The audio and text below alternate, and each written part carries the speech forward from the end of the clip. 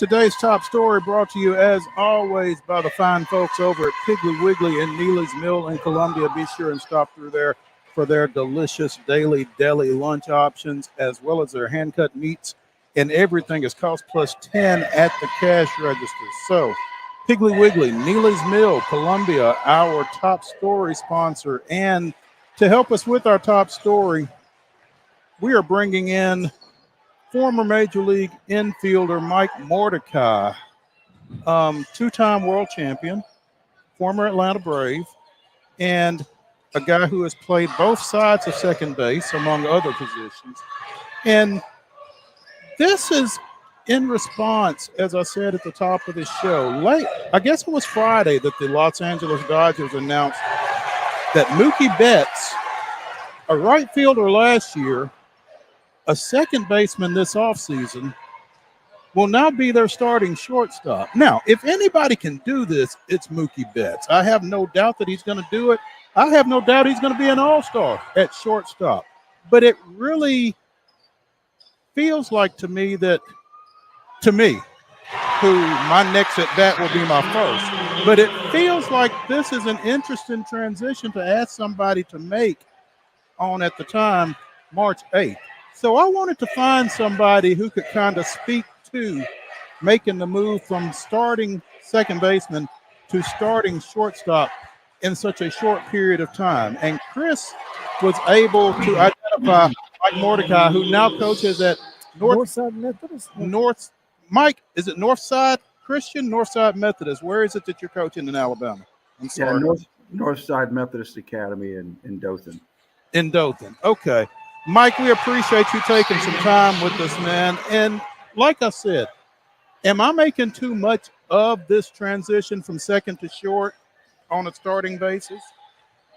Well, first off, you know the player's history. Mookie, when he signed to start playing professional baseball, he was a shortstop, and then they moved him over to second base.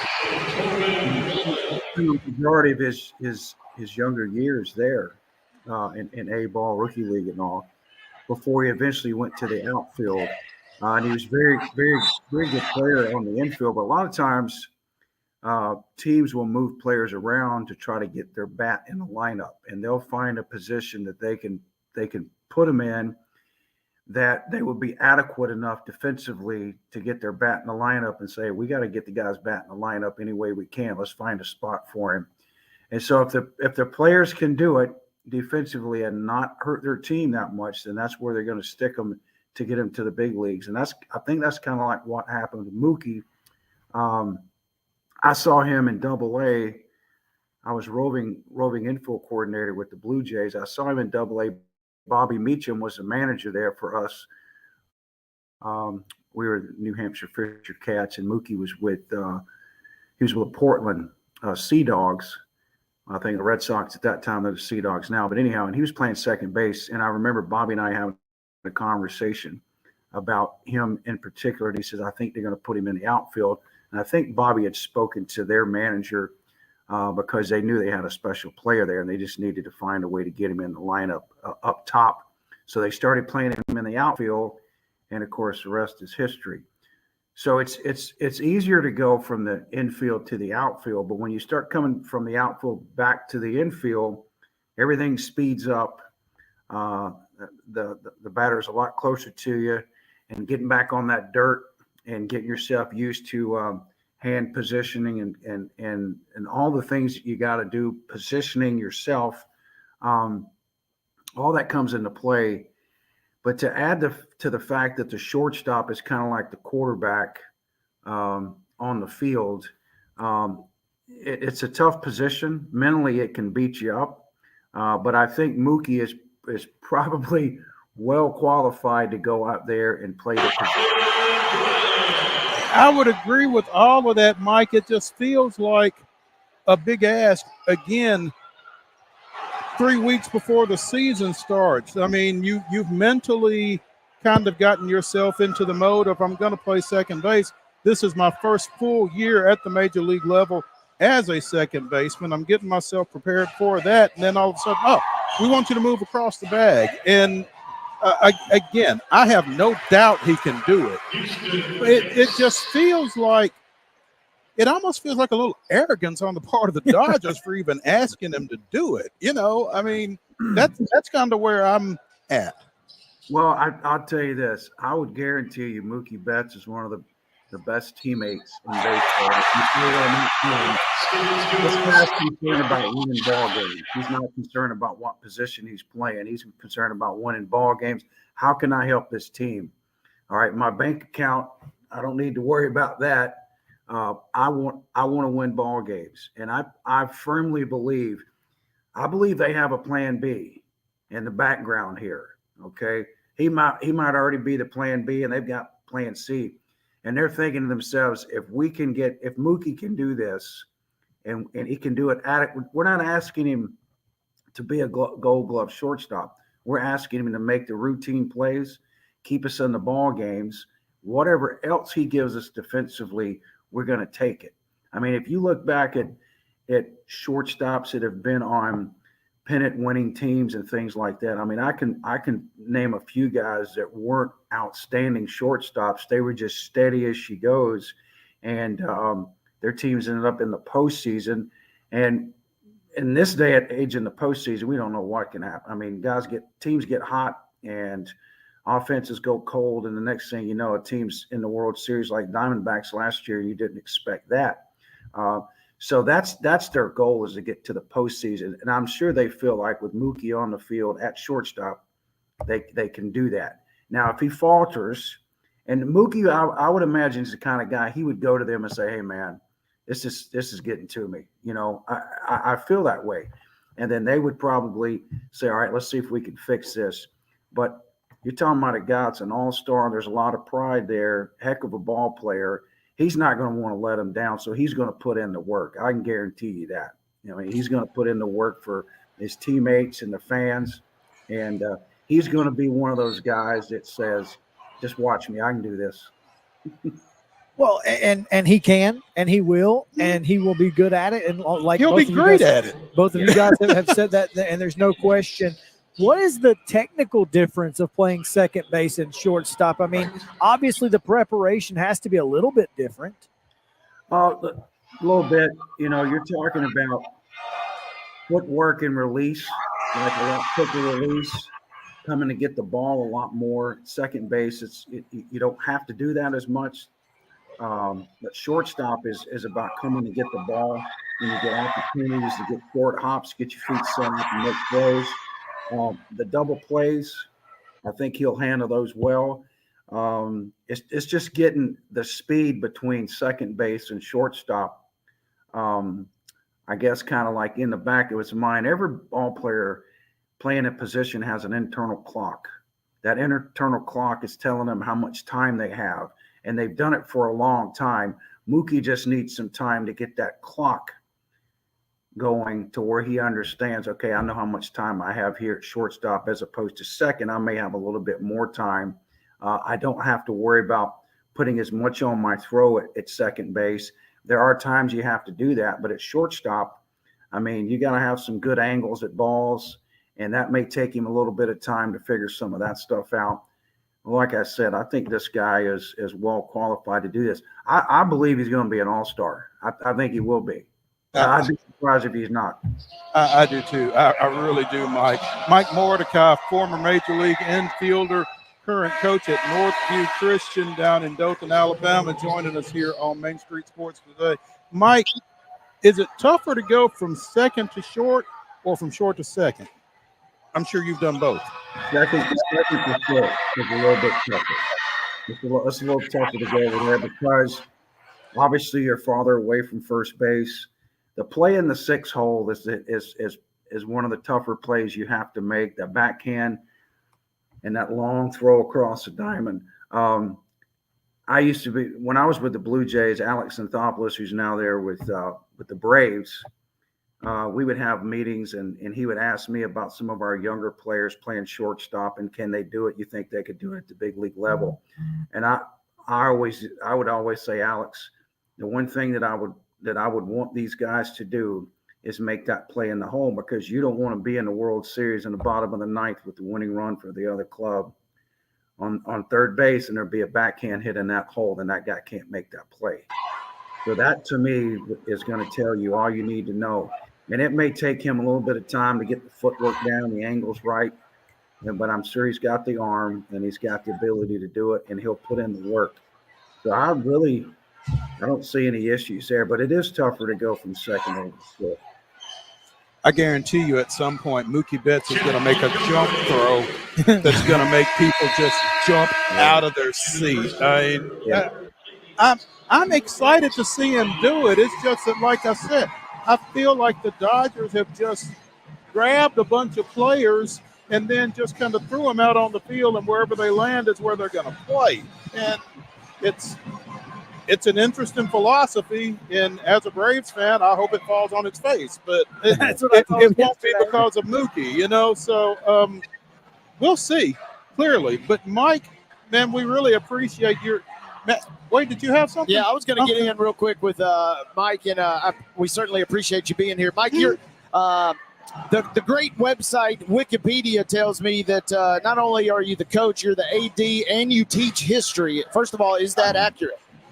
Well, I nixed the history last year. This year I picked up some physical education, middle school PE classes.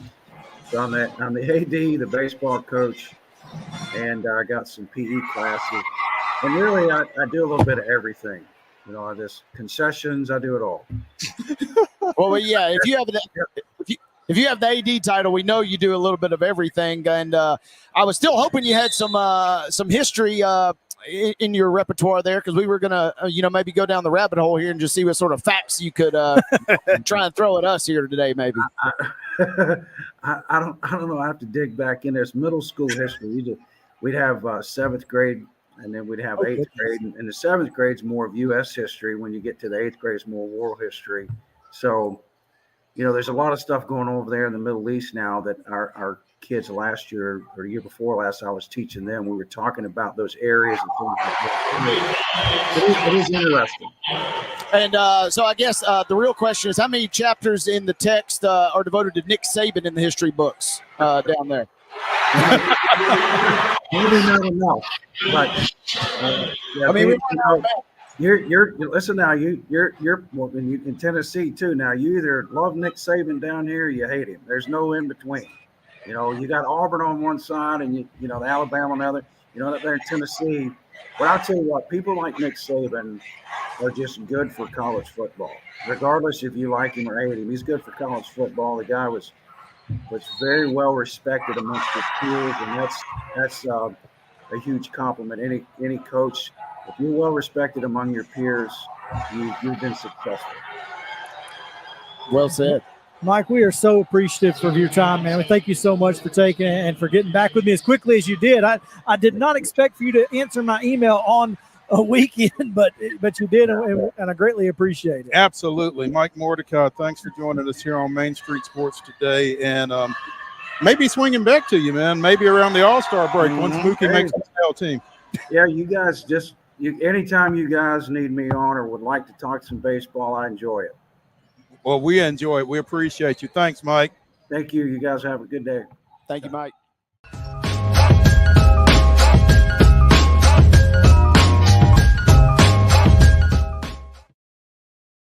Welcome to Protein Snack Shop, your destination for healthy and delicious low-carb snacks. Our specialty lies in providing protein-packed desserts that are perfect for those following a keto diet. Our products are made with high-quality ingredients, ensuring that you can satisfy your cravings without compromising your health goals. From a variety of flavors and options to choose from, you can enjoy guilt-free snacking while staying on track with your fitness journey. Don't miss out on our limited time offer. Discover Protein Snack Shop today. Whether you're an athlete or a weekend warrior, when it comes to your performance, don't settle for anything less than excellence. We're proud to announce that Mid-Tennessee Bone and Joint Clinic is now Tennessee Orthopedic Alliance of Columbia, where we are redefining sports medicine and orthopedics. Tennessee Orthopedic Alliance's team of expert sports medicine physicians understands the unique demands of your body. TOA Columbia specializes in personalized orthopedic care, offering state-of-the-art treatments for everything from sports injuries to joint replacements. Learn more at toacolumbia.com. With Lee Company technology, the best handymen are hands-off.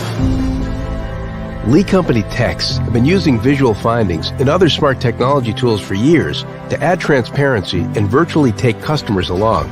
You see what we see, whether we're in a crawl space or on a roof. With Lee Company, technology helps us help you, no matter what's happening in the world or at your house. Jones & Lang Sporting Goods here in Columbia has been outfitting teams, officials, and anybody else from T-ball to college for 50-plus years. Be sure and check them out at 931-388-8060 or online at jonesandlang.com. Jones & Lang Sporting Goods, the look of a winner. Zion Christian Academy, zioneagles.org or 931-388-5731. You can schedule your appointment. Go tour their campus. It is beautiful over there, and you're definitely going to want to see it. Again, it's zioneagles.org. Give them a call, 931-388-5731, and schedule your tour today. Piggly Wiggly, located in Neely's Mill Shopping Center, is Columbia's locally owned and operated Cost Plus 10 grocery store dedicated to serving the community with low prices and smiling faces. Piggly Wiggly offers fresh, hand-cut meats daily, as well as daily hot plate lunches from their deli counter. You're certain to see smiling faces and a helping hand when you're here at Piggly Wiggly. Come by and check out our fresh produce, high-quality meats, and more. Down home, down the street, we'll see you at the Pig. We thrive under the lights. A city of performers. Putting on one heck of a show.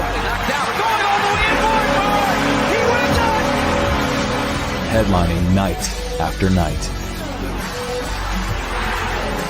Welcome to Smashville.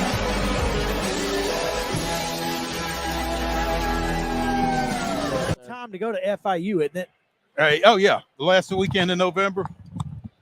Yeah, that's as we bring in Coach Bates. Coach, we're just running down the schedule here. It's an awfully tough trip you have to make on November 30th. You got to go to Miami, Florida. In November. That's a murderer's row as far as weather goes, right?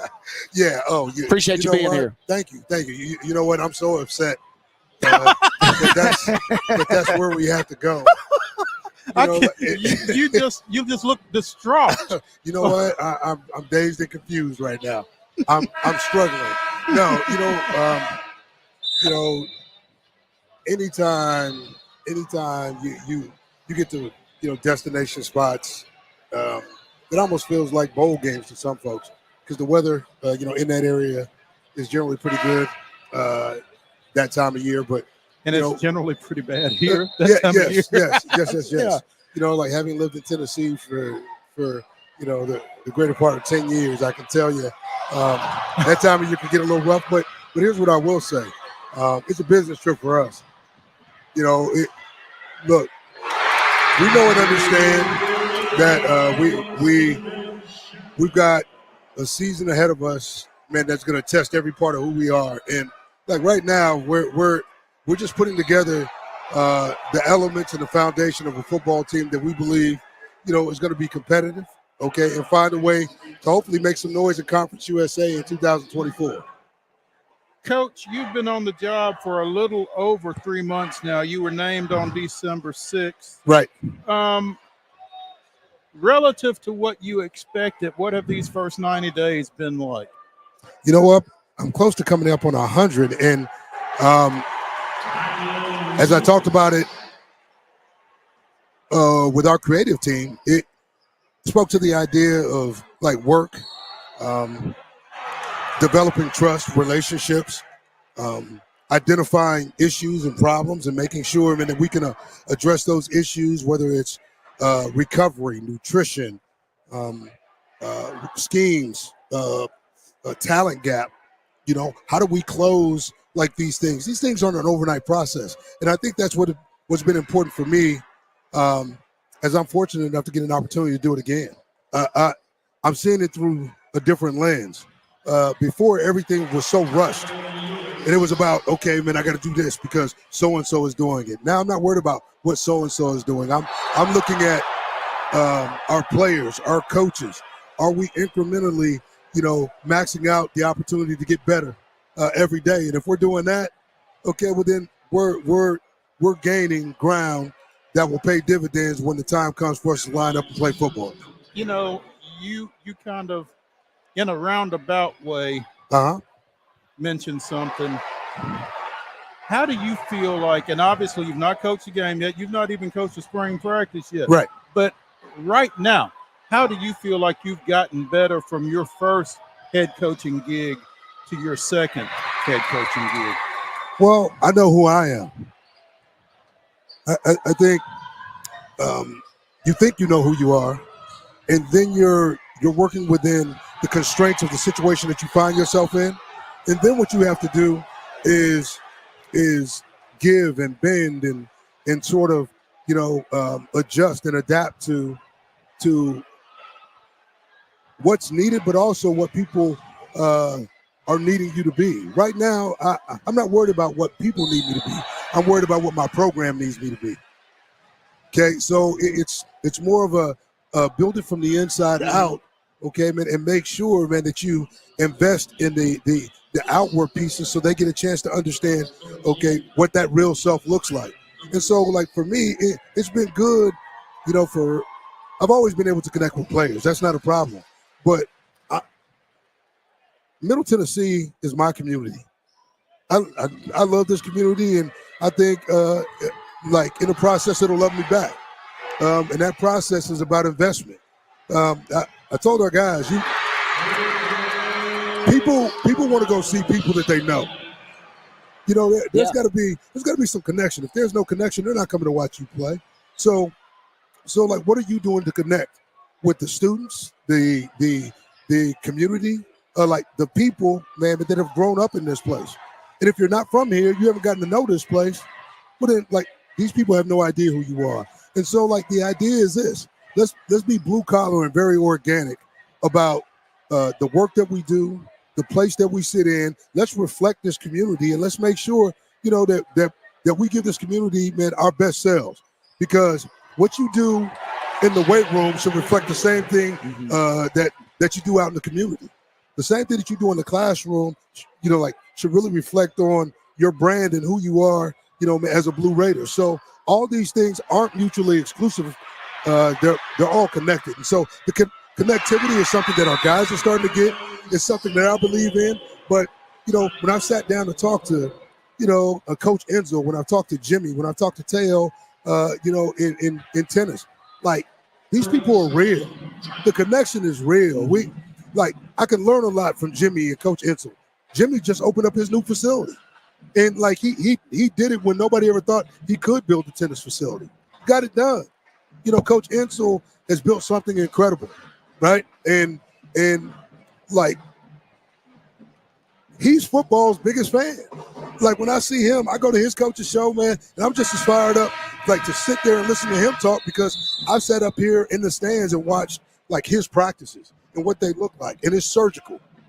I mean, he coaches as good as anybody in the game, and I'm sitting here right here in Middle Tennessee getting clinicked, okay? And that's pretty cool. So I think, like, this community, like, for me, it feels good. It feels like a good pair of jeans and boots. Man, they fit. And I'm glad to be in a place, man, where good people are willing to share their ideas and opportunities for success. Derek Mason, newly named as of December, football coach here at Middle Tennessee State, joining us here on Main Street Sports today, presented by Tennessee Orthopedic Alliance of Columbia. Coach, you got spring practice coming up. Right. You start a week from Saturday, is that right? The 23rd? A week from today. A week from today. Yeah. Okay. All Next right. Wednesday. All and then right. we have an NIL practice a week from Saturday. It's Raiders Rising, which is our MTSU athletics collective. We're going to be the kickoff for that collective, and excited to have an NIL practice, which will be pretty cool. We get an opportunity to invite our fans, as well as donors, as well as other folks to come out, contribute to the collective, the whole collective. But the idea is this: come see who we are. I wanted to get out with our staff and just get out and just be part of this community. So we started this thing called the Blue Collar Project, which has been outstanding. But I think with that's about community, right? And so we just want our community to come out, see us, see what we're doing.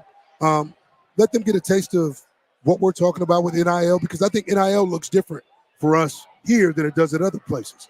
It's not about making sure that we can just resource athletes. It's about making sure, man, that we can, because for me and my program specifically, I want to be able to make sure that I can invest in my juniors and seniors as I'm getting my freshmen and sophomores to contribute, because I'm a developmental program. Right.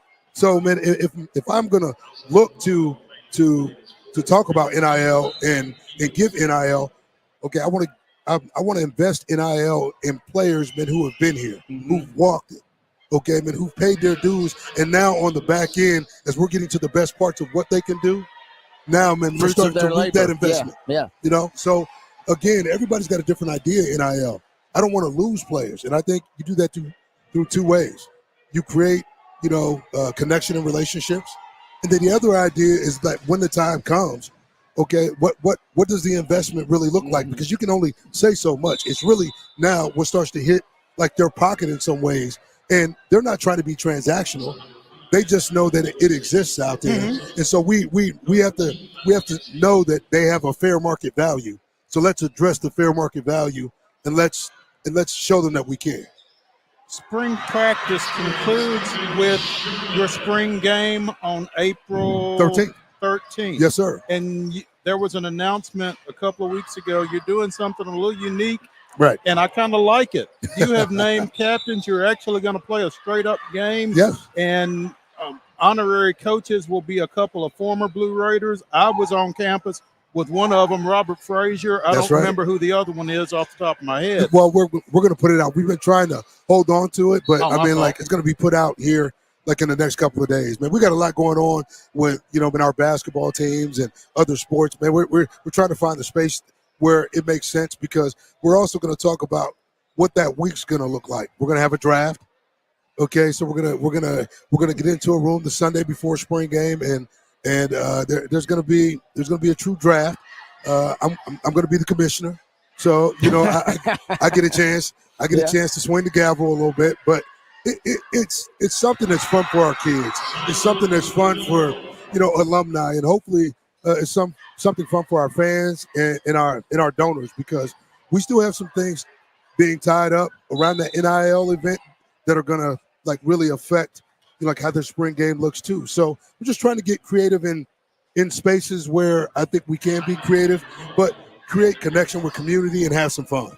Absolutely. And Coach, you've obviously only been on the gig for a little bit, but we've really been impressed with how aggressive you've been on the recruiting trail. But I got to ask you, we're sitting here in Murphy Center, but just right behind us, there's a lot of construction going on.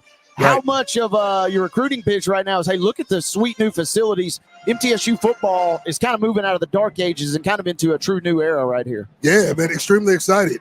I've been asked, what do you feel about the construction and, everything that's going up, and, is it negative? No, man, it's the price of progress.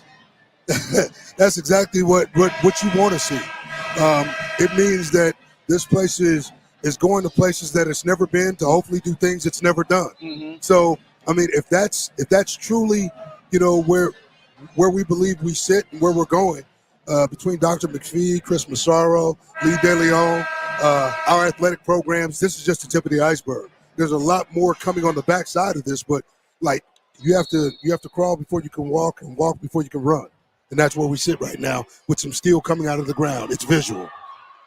Coach, before you got here, Wade and I were kind of talking about what is a reasonable expectation for Middle Tennessee State football in year one under Derek Mason. Well, what would you tell people that is? Well, we want to be physical. We want to be tough, and we want to play intelligent football. Okay, but what does that mean? People want to know numbers. Well, I'll tell you more about our football team after 15 practices. Are we physical? Because if you can't control the line of scrimmage up front, you got no chance. It's a line of scrimmage game. So, it starts with our bigs. Everybody wants to say it starts with the quarterback. It doesn't. It starts with, can we run the football effectively when we want to, okay, as well as like when we have to, right? Can we stop the run? Can we get a pass rush on third down and get off the field?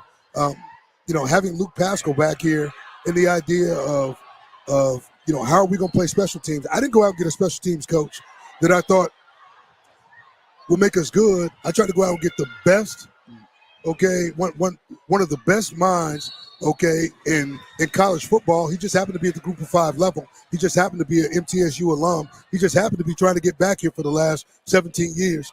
And that worked out well. Yeah, it did. and like, to me, like what he talks about the standard, and the standard being the best.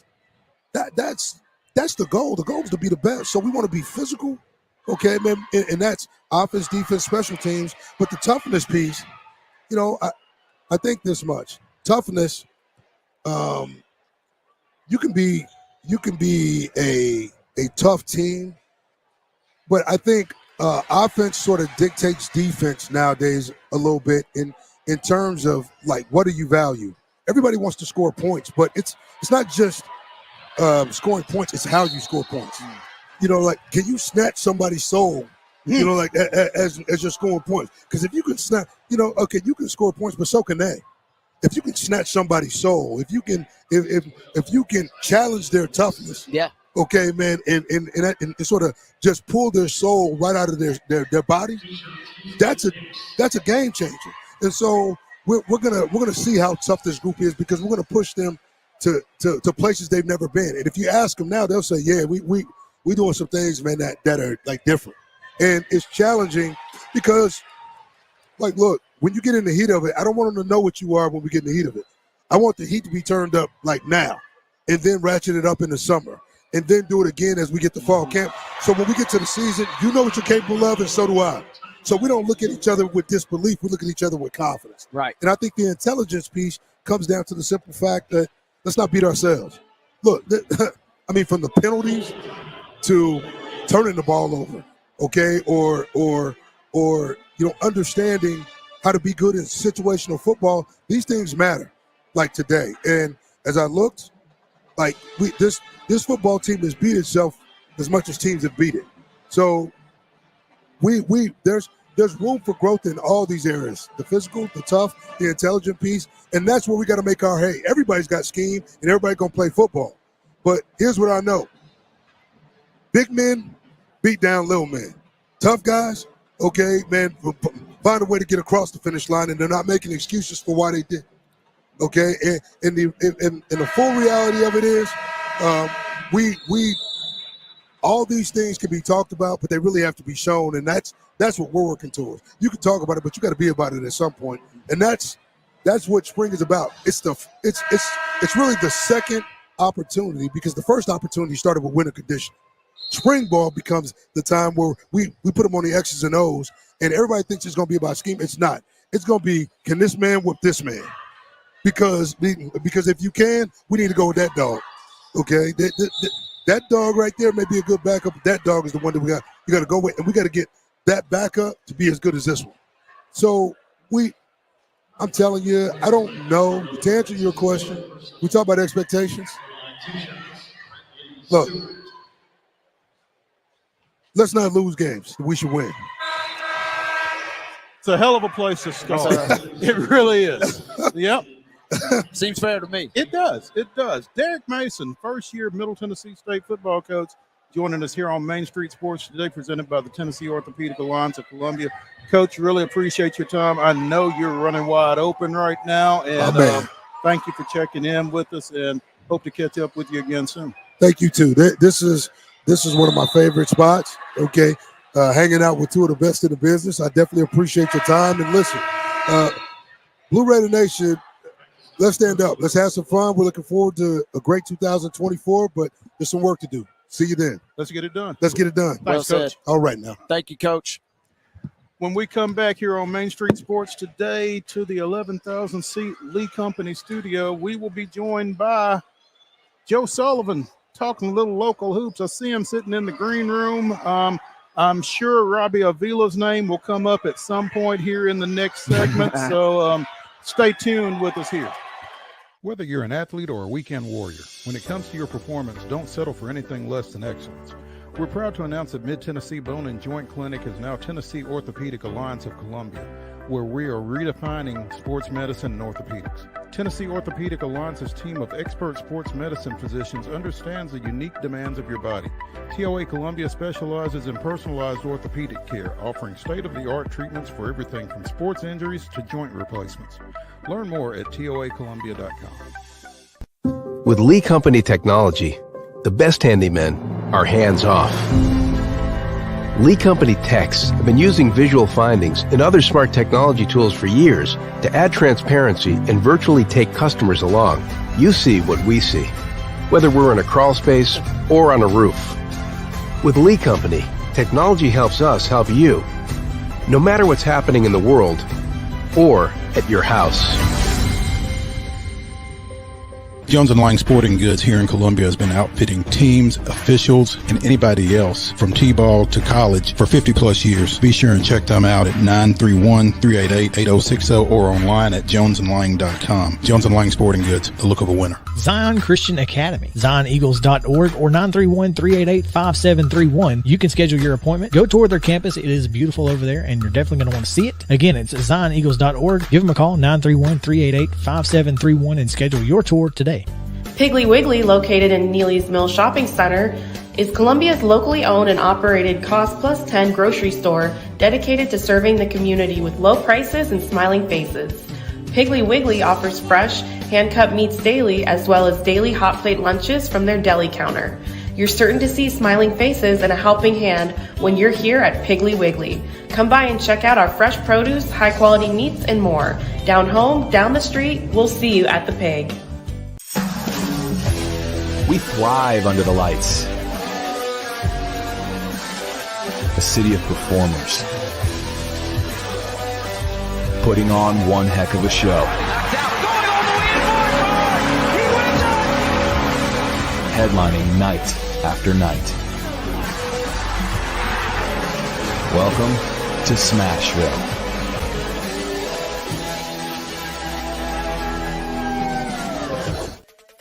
Make sure you return that.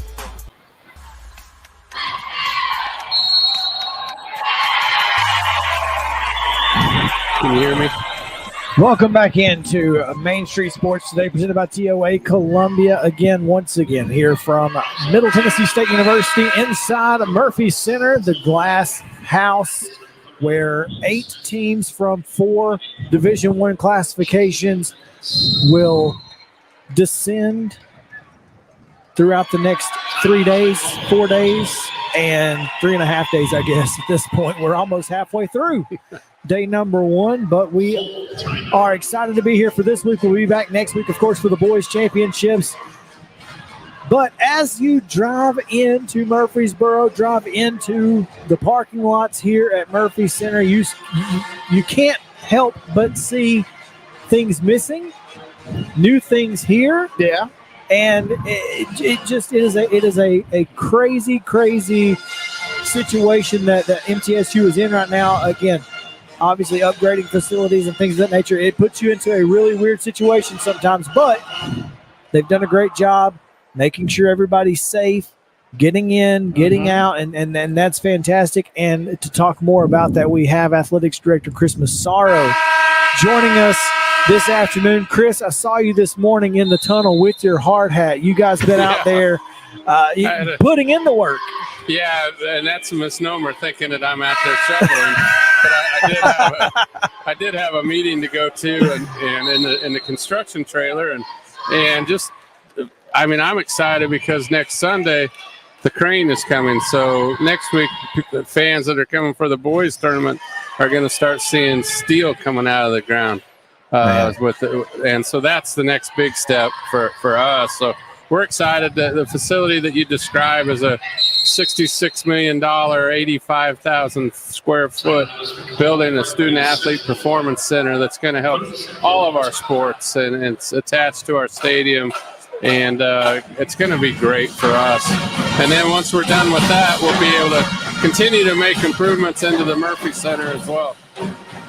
Chris, you've been here so long, and you've seen obviously some tremendous growth but it really seems like things are kind of getting taken to a brand new level for Blue Raider athletics. Maybe just speak to that, kind of what you've seen and what's to come for MTSU. Yeah, we've got about $100 million of facility improvements lined up, and we've financed probably about 93 million of it at this point in time. So we're well on our way. And as I mentioned, we really these are major projects to help our football and basketball programs, and a couple of programs that haven't had a lot of facility attention since I've been here. And it's going to be great because that's the marketplace now. Like in FBS football, you have to be competitive. You have to have these kind of facilities, and it'll be great. So when we move football out of the Murphy Center, that's where their locker rooms are. We'll be able to capture that space for men's basketball. We'll be able to make more improvements in the bowl of our Murphy Center, make it more fan-friendly. You've seen like the first step are our new video boards that are in right now, and those are the largest video boards in Conference USA. So we're very proud of that.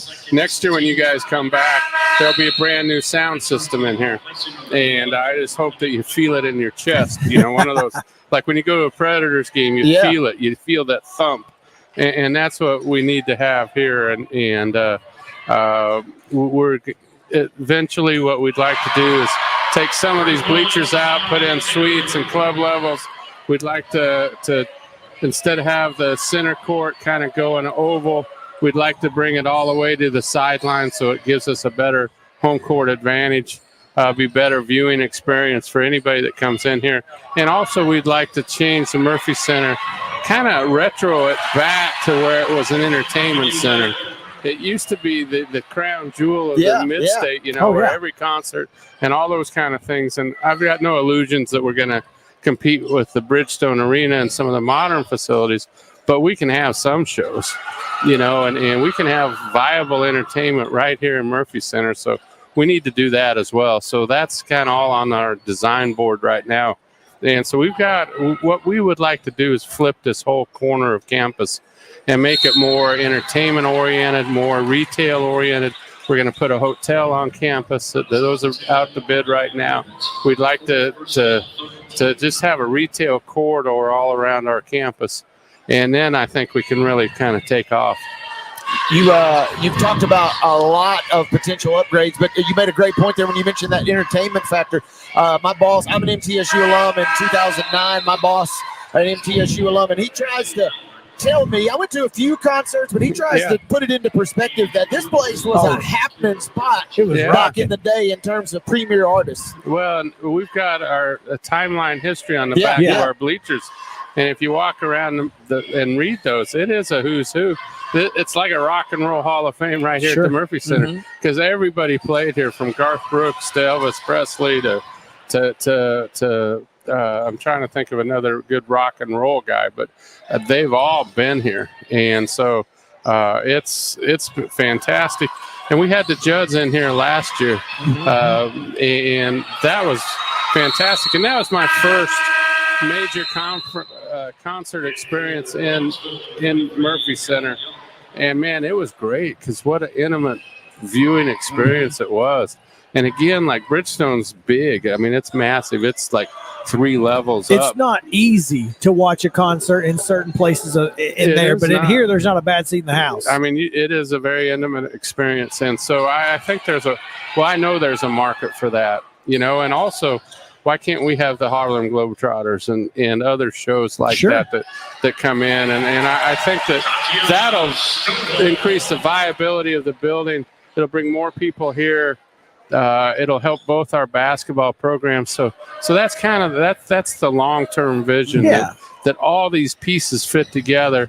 And as we kind of adjust to the new modern world of college athletics, that's going to be really critical for us, is to have that kind of a space that's hot, that's retail oriented, that's an entertainment that players and people will be attracted to be here. It reminds me a lot of I don't know. Did you get to go to UAB a couple of years ago when, you know, the Uptown District over there with the Westin Hotel? Right. It's a really vibrant area. and it brings people to you because, look, football or basketball isn't everybody's cup of tea, but you can bring the whole family and everybody's got something. Yeah. You know, if dad or mom or dad want to watch the ball game and the other wants to go outside and have a dinner or whatever, you can do that. And it's just, it brings everybody to your campus and breeds an affinity for the campus, right? Yeah. I mean, and for the school. And oh yeah, I remember going to middle when I was, 7, 8, 9 years old, and it just, that's how you grow fan bases. And I didn't mention it, but we already do a great deal of this, and we're sitting here in a prime example. The next 2 weeks, we're going to host 56 high school basketball games. Yep. And we're proud to be here. I mean, this is awesome, and to be the longtime hosts. And then we do 14 high school commencements here. That everybody in Rutherford County graduates through here. So when we start talking about the Murphy Center from a MTSU perspective, well, let's look around and see how many potential students that might be coming to MTSU that are making their college choices right now. You look at these student bodies and all those sophomores and juniors, it's important on the impressions that we draw. Yep. When they come to their brothers and sisters' high school graduations, it's important that they come here and have a great experience. And that's kind of how they make their choices. It's a very visual. It's a very this is an on-campus visit. It is, and we need to upgrade that experience, quite honestly. And so somebody that's goal is to be here. All these teams that are out here playing this week, it's been their goal all season to come to the Murphy Center. Well, let's make it a destination place for all of them, for everybody, and then the university can get these residual impacts of the band that's here and of the student bodies that are here and the cheerleaders that are here, that they're looking for a place to maybe go to higher education. And why not Middle Tennessee? It's a great location. We're right in the middle of the state. It's been an easy drive for everybody to get here. Easy access. And Chris, one other thing that I've been impressed with, especially this week, and you and I were talking about it before we went on air, not just high school basketball this week. You guys had a men's game last night. Shout out to the Blue Raiders, big win over Liberty. And then on Saturday, going to play a ladies contest bright and early. So in many ways, this is kind of the epicenter of basketball in the state of Tennessee this week. It's really March Madness. Yeah. When you talk about March Madness, and that's fun. And our coaches believe in the TSSAA and the high schools, and the championships. And to say to the men's basketball coach, Nick McDevitt, hey, let's move that Liberty game to Tuesday. And then Liberty, we needed their cooperation. They did it right away. And then Saturday was kind of the tricky day because we have a home game scheduled against La Tech. And how do you fit in 4 championship games plus our game? And so Rick Insel, who's very familiar with the TSSAA, said, let's go first. And so let's get our game, so to speak, out of the way. And then we'll seed the stage to all these high school kids for their championship experience. And so we're excited. And Rick's he's buying biscuits for everybody for every season ticket holder. Okay. So we're going to have fun at 9:30 in the morning. Well, and I was going to say, is there that this is an opportunity for all of these girls' championship teams to get a chance to see Middle Tennessee, and they have no reason not to because they're already here and their games are after. They don't have they're not itching to go home or anything. They can all come watch a really good basketball team, the Conference USA regular season champion. Yeah, and we've lost 4 games all year. We're on the verge of being ranked. I think that should we stub our toe once, we still should get an at-large bid in the NCAA tournament. Had a great season, and so if we can role model for some of these kids, but also we want to make sure that they have their championship experience, because this is a once in a lifetime opportunity. When you can play in a state championship game, we want to magnify that, we want to amplify that for them, and that's why we're excited. Let's just go first. We don't want to play last where we're kind of trying to hurry them off the court or whatever. Let's get first. We'll get out of the way, and man, the stage is theirs. Chris, we were talking about a lot of the things that are not completed, but you do have one thing that since we have talked last that is completed, has been opened, and is just right outside those glass doors, and that is the tennis complex, which is absolutely phenomenal. We've got probably the best tennis situation anybody in the country, and we can compete with the SEC and other top 25 programs. Our men's program is a top 25 program, and so we need to have back the facilities to have that. And we just opened up 8 new outdoor courts with a spectator platform that'll seat about 400 or 500 spectators, and it's one of the best tennis facilities. And again, it's that visual of this campus of being alive. Like let's rejuvenate. Well, and this not whole having to area. drive to Adams or something to watch a tennis match. Yeah, and it's great for our guys if they want to come do a workout. The men or women, they can go hit some balls at 10 in the morning. They got access right here on campus, and then to have matches here is going to be a really great experience. And we've got 8 indoor courts over at the Adams Tennis Center as well. So which is a top-notch facility in its own right. Yeah, it's so we're excited about that, and that's just kind of an example of where we want to take our facilities, and that is the first step, and we're really proud to cut that ribbon. We cut it in February. We had to push it back a week, ironically, for snow. That was the week we got that foot of snow, but it was fun, and I can't wait. We have not had a match in there yet. The one time we were supposed to have it rained, so we went indoors. But we're excited to get in there and have some matches. They've been practicing, but no official match Ready yet. to get it going. Absolutely. By the way, Scott Stewart, my boss that I was referencing, he just gave me the quick rundown. Garth Brooks, Pearl Jam, Journey, George Strait. But wait, his key favorite, he said, was Eddie Murphy graced the Murphy Center back in the day. So you're right, the Chris. Eddie Murphy Center that night. Yeah, it was Eddie Murphy Center. Correct. Well played, Victor. Yeah, so fantastic. So we always enjoy being here. The vibes are off the charts here, and this is only day 1 of the tournament, Chris. Yeah, we're excited, and the crowds have been great, and so we just we're so excited to host because, and I'm getting a lot of gray in my hair and those kind of things, and it's just so much fun to see kids accomplish their dreams, and that's kind of the bottom line when you're in it long enough, and to see these high school kids have an opportunity to play on a stage like this and the state tournament in front of all these people. I mean, it's a great thing to do.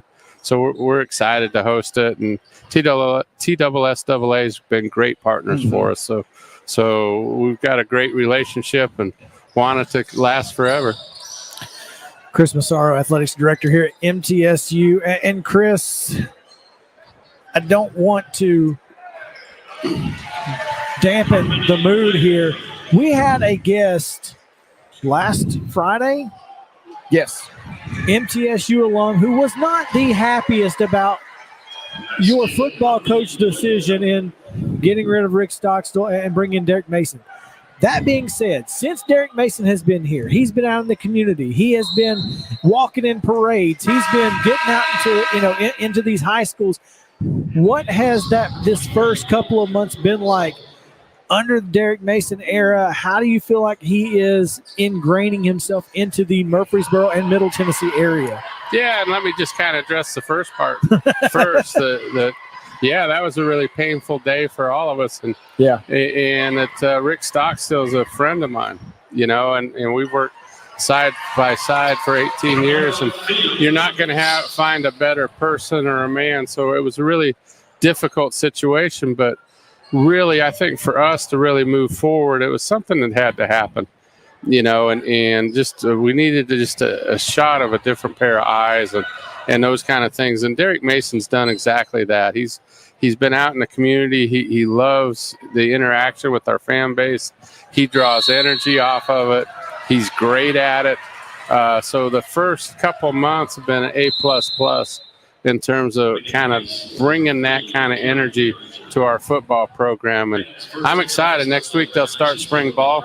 I've not seen Derek with a whistle around his neck at practice, but how organized he's been and his staff's been, and what they've been able to accomplish in a couple of months, I know they'll have a great spring ball. And I also want to point out to anybody like that might have some reservations as well, that we also recognize that you don't fix a flat tire by changing the bus driver. So there are other elements of the football program that needed to be improved. One of which we're talking about is the facilities. Yep. That's kind of that's ongoing and obvious. But there's some other things that we really needed to address.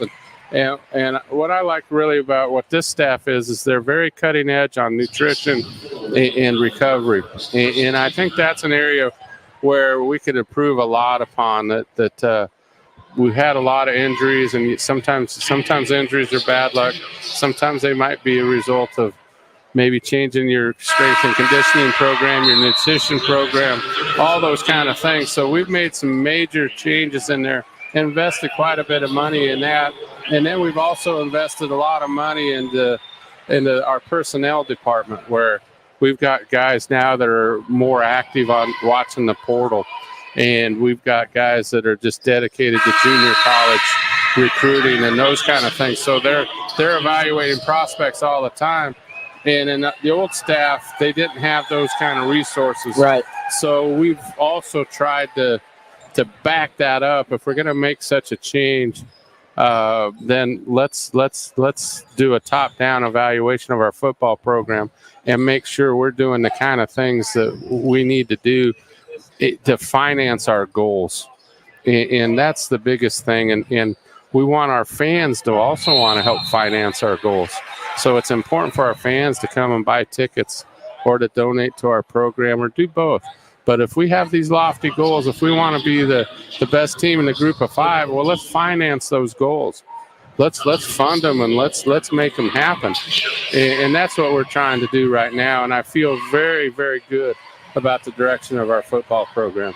We may not have enough time to really get in the weeds on this, but what can you tell us about it is the modern era of college football, but what can you tell us about NIL and where MTSU kind of sits and fits and all that? Maybe? Yeah, that stuff changes daily. Right, yeah. Like you get the old news tomorrow. You get the Dartmouth decision, and all that unionization and all this.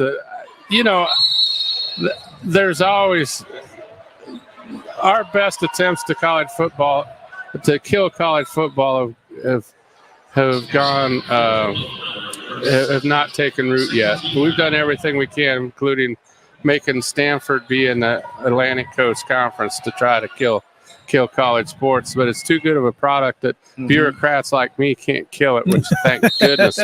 My biggest thing is that I understand that you're trying to do what's right for the Big Ten. You're trying to do what's right for the Big 12. You're trying to do what's right for Conference USA or Middle Tennessee.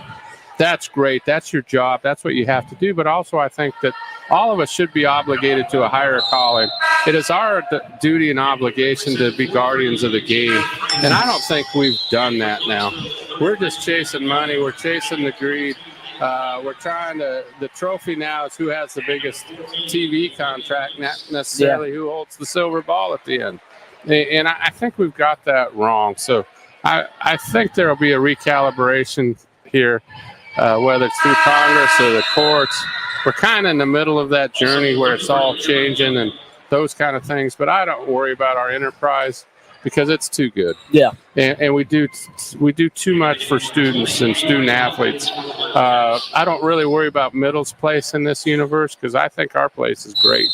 That I've never envisioned us to be Ohio State, but I think this is a great place that you can come, get your dreams can come true. You can be a Super Bowl champion by going to school here. You can be an NFL All-Pro like Tavarius Ward.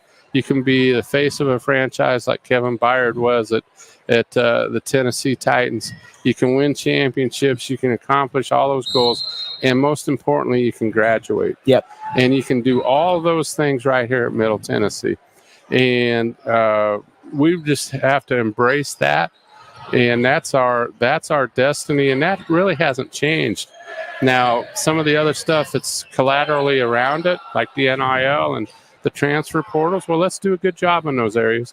So if somebody is leaving, and that's a really difficult decision. Right. And I've always said with staff and coaches, and I'm going to have the same attitude with players. Like, if I've got an assistant that goes off and becomes an assistant at Clemson, then and that's a pay raise and all those kind of things, I'm going to be okay with that.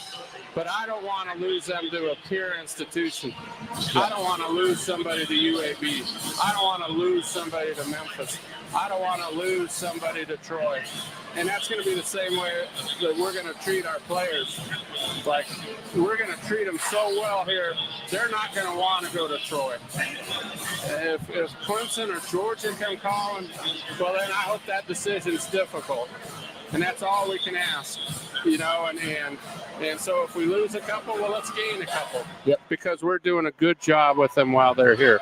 And we're going to gain more than we're going to lose out of the portal. And that's the attitude we have to take and embrace that.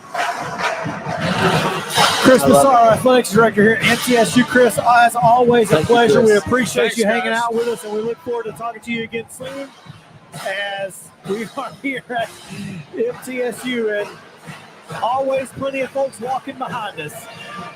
We'll talk to you again soon, hey, this Chris. is fun. Thanks, you, guys. Chris. Thanks for being here. You guys add so much to the tournament. Yes. We will take a quick break, and when we come back, we'll talk to Joe Sullivan. It is Nashville Hoops mid-major tournaments. March starting Madness, soon. baby. So we will see you on the other side of the break here on Main Street Sports Today, presented by TOA Columbia.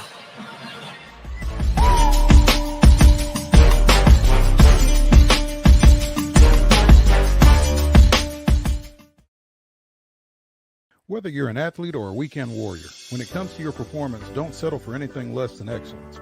We're proud to announce that Mid-Tennessee Bone and Joint Clinic is now Tennessee Orthopedic Alliance of Columbia, where we are redefining sports medicine and orthopedics. Tennessee Orthopedic Alliance's team of expert sports medicine physicians understands the unique demands of your body.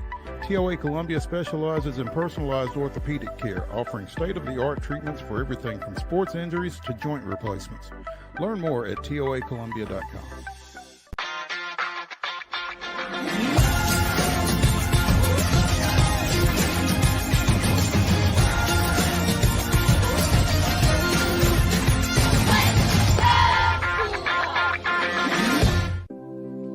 Custom Stone Handler supplies over 600 distributors and suppliers with quality stone products. Along with River Stone, we produce and distribute over 100 building, landscape, and other bulk products.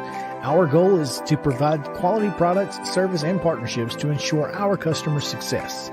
We firmly believe that the measure of any person or company is how they treat other people and customers. Give them a call at 931-490-4990 or visit CustomStonehandlers.com. With Lee Company technology, the best handymen are hands-off. Lee Company techs have been using visual findings and other smart technology tools for years to add transparency and virtually take customers along. You see what we see, whether we're in a crawl space or on a roof. With Lee Company, technology helps us help you, no matter what's happening in the world or at your house. Piggly Wiggly, located in Neely's Mill Shopping Center, is Columbia's locally owned and operated Cost Plus 10 grocery store dedicated to serving the community with low prices and smiling faces. Piggly Wiggly offers fresh, hand-cut meats daily, as well as daily hot plate lunches from their deli counter. You're certain to see smiling faces and a helping hand when you're here at Piggly Wiggly. Come by and check out our fresh produce, high-quality meats, and more. Down home, down the street, we'll see you at the Pig. Welcome to Protein Snack Shop, your destination for healthy and delicious low-carb snacks. Our specialty lies in providing protein-packed desserts that are perfect for those following a keto diet. Our products are made with high-quality ingredients, ensuring that you can satisfy your cravings without compromising your health goals. From a variety of flavors and options to choose from, you can enjoy guilt-free snacking while staying on track with your fitness journey. Don't miss out on our limited time offer. Discover Protein Snack Shop today. We now welcome in a surprise visitor. That's how this thing goes, partner. And we told you, you never know who you might come across when you're watching Main Street Sports Today, presented by the Tennessee Orthopedic Alliance of Columbia. We are now joined by Coosa Women's Basketball regular season champion coach, Rick Insel. Coach, welcome to the show. Thank you for taking some time with us. I'm getting so old, I'm going to have to take the elevator up there. You know, I'm surprised you don't. Why would you not? Well, I'm still trying to prove to myself, I guess, I'm younger than I really am. I understand. Well, I appreciate you making the trek up here. You know, I know that you always don't just make an appearance at this, but stick around here as much and as long as you are able. Obviously, you made a few appearances on the sidelines for this event, and I know it means a lot to you. It does. I mean, the girls' state tournament is very special in the state of Tennessee. You know, no matter where it would be at, I'd be there. I'm just very fortunate that I'm a coach at Middle Tennessee, and this is the home kind of girls' state championship. I hope it stays that way forever. But this is really special. Yeah, it is. And it's just kind of become the mecca of girls basketball. And it's funny, Rick, because y'all's camps during the summer and that kind of thing, so many of these teams from across the state and across the Southeast come here and play over the summer, and a lot of them obviously have the goal of ending their season on this floor as well. Well, we kind of sell that and promote that in the summertime. Come and play on Murphy Center floor and hope that you get back here and you sell the dream to your kids. And that's what I did when I was at Shelbyville. And that's what we try to get everybody in the state. We had, I think last year we ended up with 300 and maybe 80 teams that was in here in 12 days. So now what you do, now let me take that back. We had 140 schools and 380 teams, because a lot of those schools brought 2 teams, some brought 3. And when you got that, that's big. I mean, that's big. And then, you know, it's you get to come. And what I'm hoping I can do one day is convince Dr. McPhee and them to, instead of spending money on billboards and things like that all over the South, bring those kids in here and let them stay in a dorm for 3 days and it not cost them anything. They can eat on campus, and they get an idea of what campus life is all about, and then still get to play basketball, you know. And that way it wouldn't cost some of those young ladies in those rural areas that really can't afford, and the coaches can't afford, to take their teams to team camp. It'd be something in Middle Tennessee State that we could do to help them. And, you know, we're talking, and I think one day we can get that done. And they'd play a commuter schedule, and they would pay commuter rates. And when you play commuter rates, basically you're taking care of the officials, and you're taking care of the insurance, and you're taking care of the supervisions you have to have now. So, you know, you're not making anything, but you're familiarizing your kids, these young ladies all over the state of Tennessee. Well, really, we have a lot of teams out of Alabama, Kentucky, about Middle Tennessee State University. And I think you would get more out of that than you would a billboard. And the thing about that is, Rick, a lot of those young ladies aren't necessarily going to play college basketball, but a lot of them are going to go to college. That's right. And see, in that situation, Maurice, they could come in and do a 15-minute seminar on Middle Tennessee State University and give them the literature or whatever they needed. I just think that would be a better way for us to sell what we've got, because we're trying to get people on campus anyway. Mm-hmm. And if you walk this campus, and you have, I know, but God, if you just look at all the new stuff, our concrete management building, you know, our psychology building, our education department, our, you know, the aerospace program, they're now putting it at Shelbyville. I could just go on, our music department. And, you know, a lot of these kids, they would get a chance while they're here to visit those places, and there's tours going on all summer long. Rick, we had Chris Massaro on this program yesterday, and we kind of God bless you. Yeah, exactly. we got through it, right? But we kind of raved about how it was unique this year in the sense we had the men's game on Tuesday night. Obviously, we got the state championship, and then you guys are going to have a fun day on Saturday. Tell us a little bit more about the kind of the basketball bonanza that's going to be going on with the Blue Raiders and then the state championship games themselves. It's the last game of the year for us, and La Tech, it was scheduled to be here, and then we found out, of course, early in the fall that the state tournament's the same time. So La Tech said, well, let's just switch. We'll come to y'all first, and you come to us late. I said, no, we're not doing that. I mean, that means we got to travel the day or the Saturday before we play in the tournament. I said, no, we're going to play here. And the TSSAA and us have always worked together, and they didn't have one problem, and we didn't either. Now, La Tech had a lot of problems. They didn't want to play at 9:30 in the morning. Yeah. It didn't matter to my kids when they just want to play. We'd play at the rec center if they let us. But anyway, they're coming in, and I got a good friend of mine that's going to back his trailer up here, and he's going to cook biscuits and country ham and sausage and bacon and tenderloin, and you can get a cup of coffee, orange juice, or water, and then go to your seats. I'm going to serve you breakfast. You can go to your seats and eat it, and then you get to watch a ball game. And La Tech right now is the hottest team in the conference besides us. I may come just for breakfast, Wade. Yeah, you got my attention, Coach. You ate with us last week. I did. Yeah, I was there. Yeah. Rick Ensel, the women's basketball coach at Middle Tennessee State, joining us here on Main Street Sports today. We're coming up on a break. On the other side of this break, we've got Jerry Palm, bracketologist from CBS Sports. But tomorrow we will have women's bracketologist Connor Grove from CBS Sports, and we're going to see what he has to say about Rick's Ladies Raiders. Rick, do you have you got anything you want to pass along to Connor for tomorrow? I think we've probably done everything possible to put ourselves into the tournament. I think we've got an at-large bid right now, unless we spit the bid out. That's a shelvable term. Yep. And, if we do that, we don't deserve it. We possibly, if we lost a game and won the tournament, we would, and maybe got beat in the finals, possibly would be, but you don't want to take that chance. Yeah. I think we go into the tournament undefeated.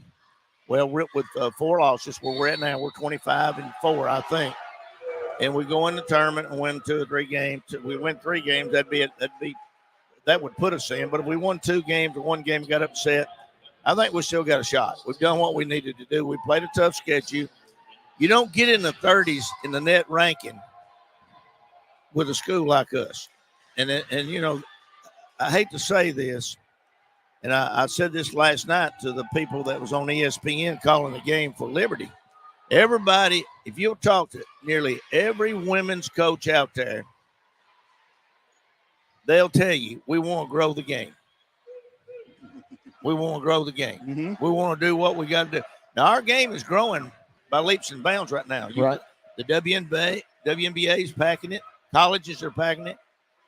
But you take, and I'm not pointing a finger at Vanderbilt, but let's talk about this man. We got a 39 net ranking. Vanderbilt's got a 60, and we're 22 minutes or 22 miles away from each other, and we don't play. That's not growing the game, guys. Yet they'll go play UT Martin. They'll go play Western Kentucky. Yeah. They'll go play somebody that you drive 700 miles or fly 700 miles, but they don't want, and then we're sitting right here begging for games. Yeah. If I was at Vanderbilt, and I'm not, I'd be playing Middle Tennessee if they got a net ranking in the 30s every time that I got a chance. I'd also be playing the Connecticut's and those people because you're a Power 5 school. You got money, So, and I'm not pointing a finger at them. I'm just saying that. It took us forever to get Tennessee on the schedule. Well, what happened? We won. Well, now, and I love Kelly. She played for me, and her husband, I love him too. But now they're saying next year, well, we don't know if we can find somewhere on the schedule. And we got to go there. Funny how that happened. Yeah. Now, I know you got to go, but I got bought out of an Alabama contract. They paid us $25,000 not to come to Tuscaloosa. I got bought out of an Ole Miss contract. They paid us $25,000 not to come to Oxford. And there's one more out there that we've been bought out of. And we've raised that up now to $50,000. If you're going to cancel, and we got to go to those places. And they're saying, we don't want you here. And what it is, it ain't necessarily they don't want us there. They're afraid that they're going to lose a game in their non-conference schedule. But yet they can go into the SEC, and then they start saying, well, we know, like last night, Arizona was saying, we ought to be in. They've lost 15, 16 games this year. Mm-hmm. They were in the same tournament we was in the Bahamas. Mm-hmm. So, I just feel like that we as a group need to promote our game. And when we say promote it and grow the game, we need to try to do that. And I'm about to get out of this game. So I hope the ones coming along behind me Pat Summit, let's go to her. Played everybody. Anytime, any Played place. everybody. Yep. I mean, played Stanford, played Texas, played Connecticut. That was her non-conference schedule. Mm-hmm. And she didn't win them all. But she won, 8 or 9 national championships. So she was showing people, this is how you do it. And why the new ones coming up don't look at Pat the way she did it. That's the way you grow the game, the way she did it. Rick Insel. Can't argue with that. No, you can never argue with Rick, and even if you try, you're going to lose. But anyway, Rick Insel, the women's basketball coach at Middle Tennessee State, joining us here on Main Street Sports today, presented by the Tennessee Orthopedic Alliance of Columbia. Are you curious about all of the news, happenings, and sports in and around Southern Middle Tennessee? If so, join Scott Stewart, Wade Neely, and Maurice Patton each week on Wednesdays at 10 a.m. on Main Street Media TV for Mornings on Main Street, Southern Middle Tennessee. Welcome back to the Thursday edition of Main Street Sports Today, presented by the Tennessee Orthopedic Alliance of Columbia. Maurice Patton, Wade Neely joining you from the Murphy Center, the Glass House here on the campus of Middle Tennessee State University, watching a little girls high school basketball tournament action here as Westview has forged a 38-35 lead against Loretto here inside the final 20 seconds of the third quarter. And just like that, it's tied. Back and forth. This is going to be a nail biter of a fourth quarter coming up. Yep, this one's going to be a good one going down the stretch. We're going to talk a different indoor sport here in this segment as we are joined by Nashville Cats receivers coach C.J. Johnson, the new Nashville Cats arena ball team will be starting up action next month, and Coach Johnson joining us now. Coach, good afternoon. Good afternoon. I'm glad you all having me. Hey, no, thank you for joining us, man. Now, is that a Tennessee Valley Vipers jersey in the background? Yeah, it is. It is. Yep. We like backgrounds, man, and we get a kick out of that stuff. So, take me through your arena ball background and what landed you in this position that you are stepping into, I guess, here in the last month or so. Mo, if you don't mind me calling you that. Not at all. First and foremost, man, I have to first give God the thanks for even putting me in this position. Being a local kid, graduating from Glencliff High School, going on to play at Tennessee State, then going on to play arena ball. It was It really was a blessing because I had been praying towards the end of 23 for a more of a role within the football realm, and then just out of the blue, man, God was like, "You asked for it, here it goes." So Coach Dean Coquinos, he hit me up. He was like, "Hey, I'm interviewing for the Cats job." He said, "If I get it, would you like to join me?" And I couldn't believe it because, like I said, it just came out of the blue. But that's how blessings work. And I'm just glad to be in this position. How are things looking right now? I know you guys are going through workouts. You're kind of signing folks, different stuff like that, and I guess it's got to be pretty exciting getting ready to get this team back on the field. And what's it looking like you're going to be working with? As of right now, it looks like we got a good group of guys. I haven't met all of them yet. Camp doesn't get started until April. So, we'll really have an idea of what we have. But from the guys that I have met, I'm really excited. We had a tryout on the 24th of February, which it was a great experience. It was my first time really dealing with an atmosphere like that. But I was real pleased at how it turned out. And, I'm just excited for the season to get started. And I hope, the city supports it like they did back in 06, 07 in those years. Yeah, and CJ, since you mentioned Nashville, what's it like, obviously, being so familiar with Nashville, playing there for so long at the high school and then the college level, and obviously even a stint in the Arena League itself? What's it mean to not just be back in the sport, but be back in the sport in the Music City? Man, it's amazing. I really can't downplay that. With the current growth of the city, it's amazing to see that, and then to see, how many pro teams are here and thriving. And now I hope that the Nashville Cats, finds their little niche to where we can get back and find its place within the community and get that support. Like I said, like we did in the past. As we got a big 3-pointer here inside the Murphy Center. And CJ, what's one or two things for folks that are maybe going to be new to arena ball? We're obviously excited about the Cats, and we've been fans over the years, but what are one or two things that you would maybe tell, whether it's a fan or just somebody even interested in the sport, to expect out of the Arena League and particularly out of the Nashville Cats in this new iteration? Well, what's wild is coming out of college, I had never even watched or been to an arena football game. But when you go to an arena game, it's a whole different experience. It's fast. It can be very loud at times. I mean, guys flipping over walls, and